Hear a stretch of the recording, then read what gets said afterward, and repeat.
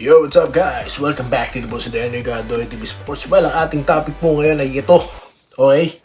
Ang bangga ang San Miguel Beermen at Magnolia masusubukan ng rookie coach na si Tiniente.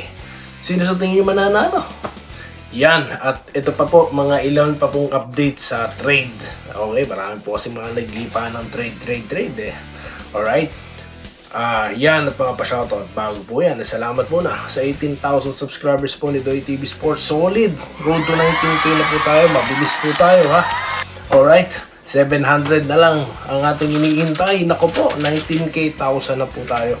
Sa mga hindi pa po subscribers, subscribe na po kayo guys. Sa mga hindi pa kumbinsido, stay tuned. Mabilisan lang to. Okay guys, usapang Barangay Ginebra kanina ha, taas na po ng view. Maraming salamat po ha. Gusto ko muna pag-usapan itong San Miguel at itong Magnolia. Nako po, alam nyo naman po sa standings, no? Nangunguna ang Magnolia, okay? AKA dati daw po itong Intro Boys, kung ma-describe nila. Grabe naman sila, Intro Boys. Pero ngayon mukhang hindi po. Kasi na-feature natin sila sa nakaraang content. Iba ang pakay nila ngayon okay. At they're hoping na maiba. Sa tinatakbo ng laro nila mukhang totohanin yata yan. Dahil pabata ng pabata po, no? Itong Magnolia, no? Sa nakaraan po na meron silang pinakamatandang player. Ngayon, pabata na sila ng pabata. At ang ganda po, speaking of pabata, ang coach nila rookie din, di po ba? At mukhang inspirado. Isa pa lang po ang tumatalo sa kanila. Alright? At yan ang Meralco. Alam naman natin ang Meralco, talagang contender yung mga yan. San Miguel, dalawa na po, no? Ang kanila pong pagkakatalo, no? Pero nasa taas po ng standings ang Magnolia. Ang tanong ngayon, kaya no, ang gandang laban ito. Kakayanin kaya nila ang tindi, bagsik, puwersa ng San Miguel. Dahil nako, wala kang itulak kamigin sa San Miguel guys. Loob at labas, no? Dominado nila yan. You have Junmar Pajardo, finish. Sa labas, meron kang Jericho Cruz. Meron kang veterano, Chris Ross. Meron ka pang Chuami. Saan ka pa niyan? May Lassiter ka pa. May ka pa. Anong pangalan nun? Si Trolliano ka pa. Okay? Kompleto. May Rosales pa. Sino babantayan mo dyan? Ang dami, no? Okay? Pero ito naman po, ito ang catch. Anong diskarte gagawin ni Tenorio? Guys, matagal na pong player si Tenorio. Matagal niya na pong naobserbahan ang laro ng bawat kupunan. Ang San Miguel po, kung tatakbuhan mo sila, which is I think yan po ang gagawin ng mga Magnolia, dahil mabibilis ang mga player nito. Ultimo sentro guys, mabilis kubilis. Yung Lucero, hindi po yan yung typical na malaking player na alam niyo na, typical setter. Ito po, magalaw itong Lucero. At sa tingin ko dito, ito ang gagamitin nilang advantage, no? Yung run and gun. Kasi po, kung gagawin nyo sa San Miguel yan, okay, kung hindi kayo makikipaglaban ng half-court set, mala PBA, all type of game na low post, may chance ka against San Miguel, no? Sa nakita ko pong ginagawa ng Magnolia, ganyan. Binibilisan nila yung pacing. Kasama po yung si Lucero sa play nila. Kaya po nakikita nyo, ang ganda ng performance nito ni Lucero. Kaya nga siya nasilip ng muntik na mapapirma to, di ba? Sa abroad. Pero bagay na bagay po sa sistema ngayon. Kaya nandyan ang Magnolia, isa pa lang ang talo. Okay? Kaya sa tingin nyo guys, sino mananalo? Sino prediction ni Doy TV? Syempre, yung mag-execute ng maayos. Di ba? Kung ang San Miguel, yung yung malupitang play nila, mag-click, okay, at na-dominan nila, na-execute nila maayos, sila mananalo. Pero ang Mags, yung sabi ko lang sa inyo, na-discard nila, kung yun po ang manaig, alam na this. Okay? So, yun lamang po guys. Okay, update po tayo ng trade. Ano po bang bago ngayon? Wala. Wala. Nag-check po tayo sa legit sources. Yung mga pinagsasabi po ng ilang mga vlogger dyan, wala naman pong katotohanan Di po ba? Wala po. Yung mga kinukwento po ng iba mga vlogger dyan, yung mga nag-aantay daw lang. Kung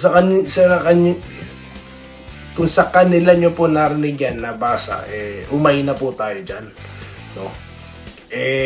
Dumiretso po tayo sa legit sources. Wala po. Ganun kasimple. No? Okay? Alright? Dahil tandaan nyo po, ang mga trades, hindi po yan ipinapadaan sa mga chismoso. Okay? Mga executive po yan, kagalang-galang na mga executive. Magugulat na lang tayo, ay, tapos na ang trade. Okay? Alright? Para po yung mga iyakin, iiyak after.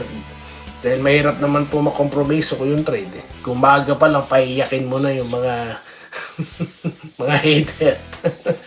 Alright? So yun lamang po guys ang ating masasabi. Shoutout po tayo guys, mabilis ang shoutout. Mukha tayo po yung nabitin kanina sa pa-shoutout dahil po dito sa comment ng ating subscriber. No? Puro tawa na lang po. Natawa na lang talaga ako nun Dahil nakakatawa naman po talaga yung kinoment niya. Yung pong datu trade daw po, pambihira. Alright. Dito na po tayo. Shoutout po kay Sir Carlito Bolima. Okay. Aba, mukhang iniimbita tayo Siya nga po pala guys, no, sa mga nandyan po sa Pilipinas, paparating na raw po ang malakas na bagyo. Mag-iingat po kayo, no. Lalo na po, gabi daw po tatama ang bagyo. Sana po nasa mabuti kayong kalagayan. Ngayon pa lang po, mag-impact na po kayo ng mga emergency kits guys, no. Lalo na po ngayon, palubog ang bansa natin sa baha, no? Kaya mag-iingat po kayo, Alright, dito po tayo. Saan tayo naputol kanina? Kay Archie Makirang, kay Sir. Okay. Salamat po, Josie Pineda. Nagpapa-shoutout sa mga next video content. Okay, nyo idol. Di nyo po nabasa comment ko about kay Japet. Opo, no? Basahin ko po yan, Sir, Sir, Josie Pineda. Alright, dito po tayo kay Ram Jukum. Okay? Correct kayo, idol. Puro kwento lang, puro kwentong, no?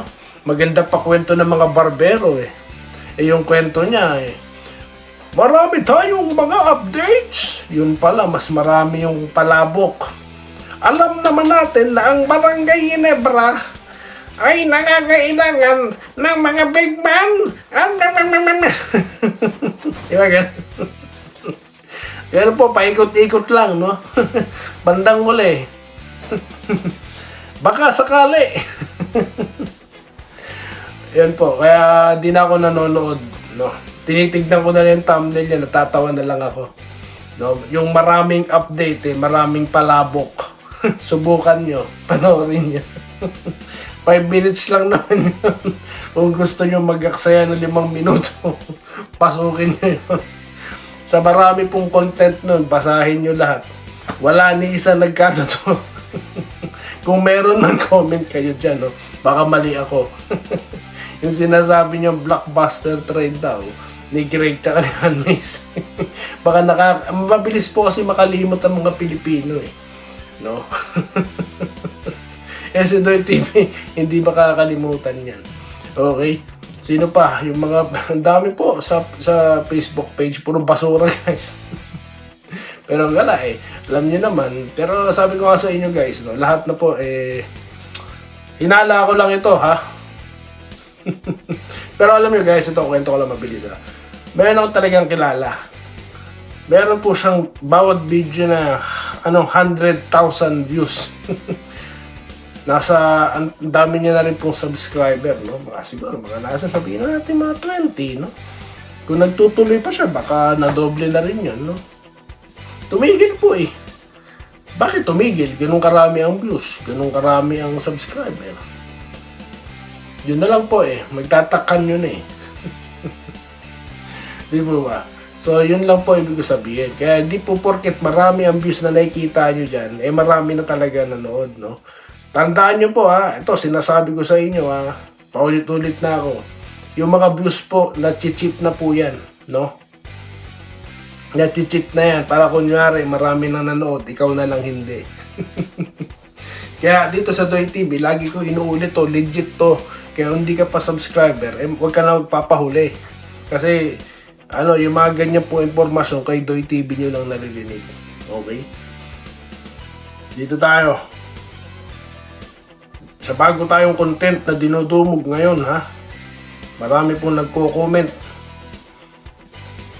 Kay Robert Dilye ng Saudi Arabia. Okay, hoping for Ginebra winning streak. Okay. Kay Sir Archie Makirang na present, always present yan. Ito po si Sir Roderick Rodriguez. Gusto'y tinutukan na ni Flying AC RJ Barrientos. Kaya sobrang laki na ng improvement niya. Magaling na na-improve lalo. Yes, tama po kayo dyan. So yan po ang mga comment. No? Maraming salamat po muli guys. Mag-iingat kayo ha. Alright, di ko po alam kung tuloy ang PBA despite paparating daw po na bagyo ha. Okay? Sa Montalban po ang bakbakan no? Diyan pa naman po mukhang bahain din po yung lugar no. Kasi taga Rizal din po ako. Taga Taytay po ako no. Kaya mag-iingat po kayong lahat ha. Okay? So yun lamang guys at magandang araw po sa inyong lahat. Stay safe po. Salamat po sa panonood. Subscribe na para sa mga susunod na basketball at boxing videos.